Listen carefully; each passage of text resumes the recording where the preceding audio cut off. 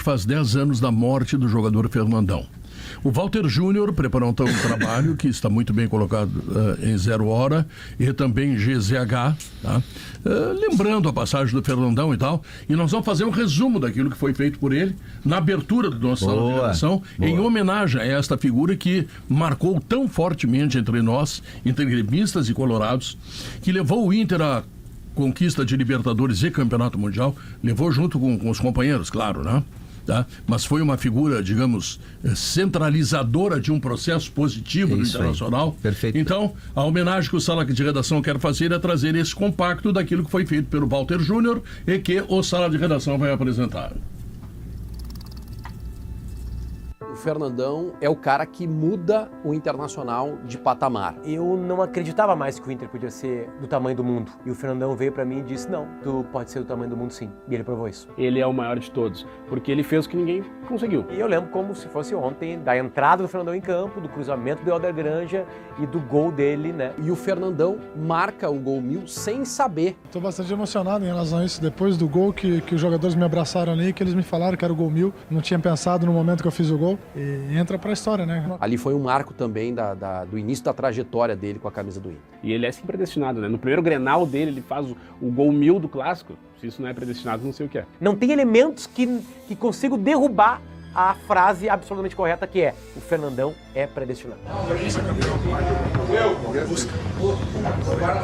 O ano de 2006 tem algumas marcas importantes, como essa de começar desacreditado, mas aos poucos o time vai ganhando corpo com a importância que tem o Fernandão como o grande líder. Levanta, Fernandão, levanta! Inter! Campeão da América! Fernandão e seus companheiros. A gente batalhou muito durante toda a competição para conquistar esse título. É o momento mais feliz da minha carreira, sem dúvida. E eu tenho certeza que hoje eu proporcionei a alegria, a maior alegria da vida de muitos que estão aqui e espalhado pelo Brasil e mundo afora. Em 2006 ele me mostrou como o futebol pode ser surpreendente, porque ali eu já entendia que o Inter enfrentar o Barcelona do Ronaldinho Gaúcho e ganhar era algo improvável. A gente chegou aqui, não foi por paraquedas. Ninguém chegou aqui por acaso, pô. Ninguém ganhou no sorteio a classificação pra vir jogar essa final. Então vamos lá e vamos fazer isso, pô. Vamos lá dentro e vamos sair daqui campeão! É absolutamente incrível tudo que acontece no clube quando o Fernandão chega. Um líder não é só um líder de apontar para os locais certos, é também de mostrar para as pessoas que dá para acontecer, que pode acontecer. Campeão do mundo, poxa, felicidade enorme. E Jesus abençoe que coloca o Adriano no meu lugar e ele faz o gol da nossa vitória. Foi realmente um ano excepcional, porque a gente sempre pensou no coletivo, isso aí que foi o legal. Faltava ao Internacional uma voz e essa voz forte do Fernandão, não tenho dúvida nenhuma que ajudou muito nas grandes conquistas. E se hoje a gente pode dizer que o Inter é campeão mundial, é por causa do Fernandão. A chegada dele no Beira-Rio, do Inter campeão do mundo, onde se esperava um discurso à lá Fernandão, e ele só canta os cânticos da torcida. Quem é colorado e entra no Beira-Rio tem certeza que pelo menos uma vez na vida entrou no Beira-Rio e ficou com aquele som na cabeça do Fernandão falando: vamos, vamos, Inter! Estava em casa, na madrugada, o meu produtor me liga assim, disse: o Fernandão do Inter morreu num acidente de helicóptero. Imediatamente eu comecei a chorar. Eu acho que todo colorado sentiu, tipo um parente assim se foi, sabe? E até hoje às vezes é difícil de acreditar. Depois aquela despedida linda que aconteceu ali na frente do Beira-Rio. E eu acompanhei o primeiro torcedor que colocou um pôster. As pessoas vão chegando e vão colocando itens ali, camisas do Inter, fotos, imagens, flores. E acho que o Fernandão ainda tinha muito a contribuir com o Inter, né? Como profissional do futebol. O Inter é o que é muito por conta do Fernandão e não é à toa que ele tem uma estátua no estádio do Beira-Rio.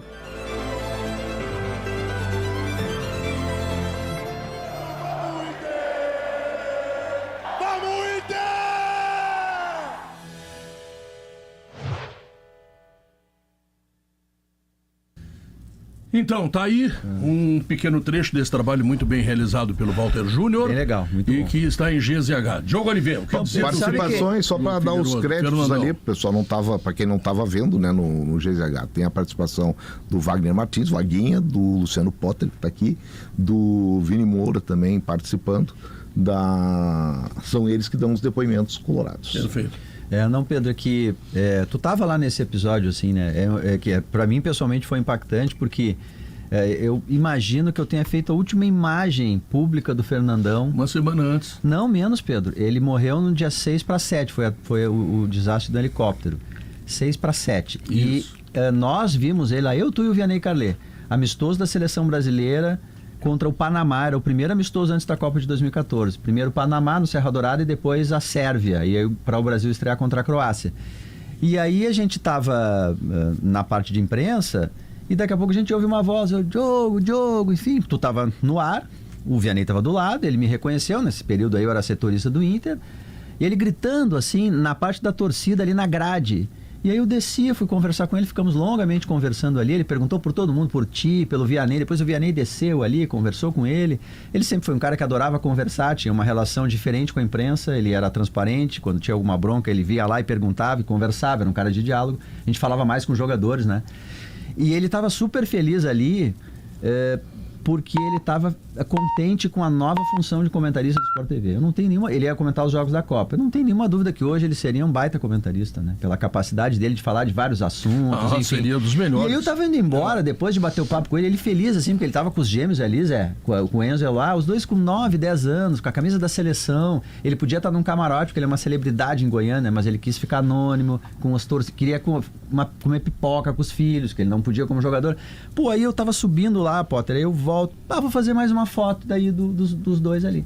Pô, aí eu faço a foto e 48 horas depois, aquela notícia terrível, assim, tem umas coisas que a gente não explica, porque é assim, a vida da gente é muito... O limite entre vida e morte, começo e fim, é muito tênue. É um cara com saúde, 36 anos, uma vida pela frente. Quem ficou sabendo da morte do Fernandão durante a madrugada foi o Chico Noveleto. E ele pegou o primeiro avião possível aí, se mandou para lá e deu toda assistência para a família. Parceiros de negócios. Eles tiveram restaurantes, estavam pensando em comprar uma fazenda juntos e tal, eram muito amigos. Baita relação. Uma relação familiar bastante intensa. Sim. E o Chico Noveleto foi muito importante nessa hora. É uma hora ruim, né? A família fica desmanchada, né? Não, as imagens assim do velório dele aqui em Porto Alegre foram muito bonitas. A gente via torcedores do Grêmio com camisa do Grêmio indo lá respeitosamente prestar uma homenagem. Foi algo assim muito forte. O Fernandão é um pedaço da história do Inter. Isso tudo que o Potter disse ali, o Potter pegou no ponto central. Ele foi o centro do projeto do Inter, que se fez campeão do mundo, foi o Fernandão. O Fernando Carvalho foi buscá-lo para isso. Pode parecer uma maluquice imaginar algo tão grande, mas ele veio para isso. Ele ia na base, ele dava chuteira pros caras, a gurizada gostava dele. Ele foi um centro de um projeto. O Fernandão, ele se insere no Inter, como eu costumo dizer, dos 3 Fs do Inter. Isso aí que para mim é o tripé das grandes conquistas do Inter. Tem 3 Fs e depois vem o resto. Que são o Figueroa, que foi contratado numa condição parecida. Foi uma resposta ao Grêmio contratar o Anchieta, mas com a figura do Figueroa, o Inter montou a ideia de ser um clube campeão do Brasil, que era o limite da época. E foi. E com um gol do Figueroa. E o Figueroa fez gol em Grenal, que é uma coisa que aqui no Rio Grande do Sul é fundamental. E o Figueroa participou assim, ele foi protagonista em coisas para as quais ele foi contratado. Muito bem. Na sequência, vem aquele que é o maior jogador criado dentro do Inter, que é o Falcão, segundo F, que sedimenta o trabalho que o Figueroa tinha começado. O Inter é tricampeão brasileiro invicto e o Falcão é o melhor jogador do Brasil naquele momento. Depois até naquela época se discutia ainda que ele não tinha ido à Copa de 78. É um dos primeiros a ser vendido para o futebol europeu. O que falta talvez digamos que uma migalha que a gente... Pro Falcão é que ele não conseguiu ser campeão da América. Seria o upgrade do Falcão. Mas o último jogo dele é a decisão que o Inter perde pro Nacional. E o terceiro F é o Fernandão, que é o cara que dá essa dimensão internacional pro Inter, né? O Internacional. E o Inter é campeão da América, o Inter é campeão do mundo e mais do que isso. O Fernandão, ele tem a mágica dos iluminados, como o Falcão, como o Figueroa. É o cara que é protagonista na sua chegada com o gol 1000, é protagonista na Libertadores da América com um dos gols do título, o primeiro gol aqui no Beira-Rio. E o Fernandão, quando vai pro Mundial, ele é o cara que ele dá a história mais do que contada, ele é o cara que cria junto com o técnico Abel, ele passa como ele achava que o time tinha que ser montado, vendo de dentro para fora do campo. E o Abel não só ele absorve as ideias do Fernandão, dá ao seu lado o treinador, e o Fernandão faz uma coisa completamente diferente. Ele não faz o gol do título. Ele marca. Mas ele vira marcador no jogo, ele se desvirtua em função do time e o Inter é campeão do mundo. Ele aceita marcar o Mota, que era volante, né? É um Ele e protagonismo. o Alex marcaram. né? Todo mundo marcou Esse naquele time, é o todo mundo. protagonismo dos 3 Fs do Inter, que Boa lembrança. pra mim não tem. O Fernandão, ele complementa. Tá faltando um novo F aí. Os gremistas também admiraram muito o Fernandão, Sem não é, dúvida. Cecília? É que as figuras, eu, por exemplo... Transcende, né, a rivalidade, né? É que o futebol, ele... Ontem a gente conversava aqui, falava pro Potter sobre o ser ídolo dele, né? O ídolo atual. O Fernandão é desses jogadores que supera o campo do Inter, né? Ele criou situações aqui de ordem ética, de respeito ao adversário. Não tinha essa coisa de provocação. Cuidado, que é muito grande. Porque às vezes a gente fala assim, o jogador de futebol. Não, para ser um grande jogador de futebol, tem que ser mais do que um jogador de futebol. E o Fernandão, ele superava o campo do jogador de futebol. O ídolo não se faz só com título. Não se faz só com jogo, não se faz. E eu tenho muito respeito pelos ídolos do Inter, principalmente esse tipo de ídolo que é construído em cima da sua figura além do futebol. Por exemplo, citasse o Falcão.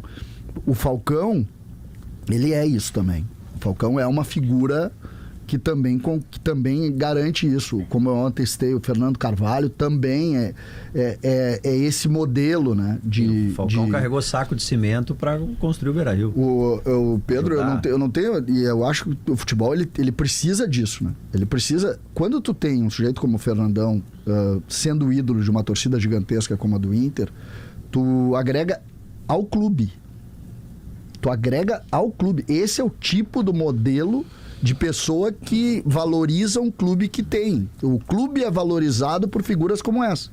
Então o Inter tem no Fernandão a estátua. Acho que a estátua obviamente passa muito pelo trágico falecimento dele. Acho que talvez se não tivesse tido, não teria a estátua do jeito que está, mas hoje é uma referência importante para o torcedor do Inter e é fundamental que o torcedor do Inter alimente sempre o Fernandão, comemore sempre as suas conquistas e o tamanho que ele trouxe, que ele levou para o Internacional. Acho fundamental que se tenha esse tipo de sujeito na construção de uma torcida tão grande como a torcida do Inter.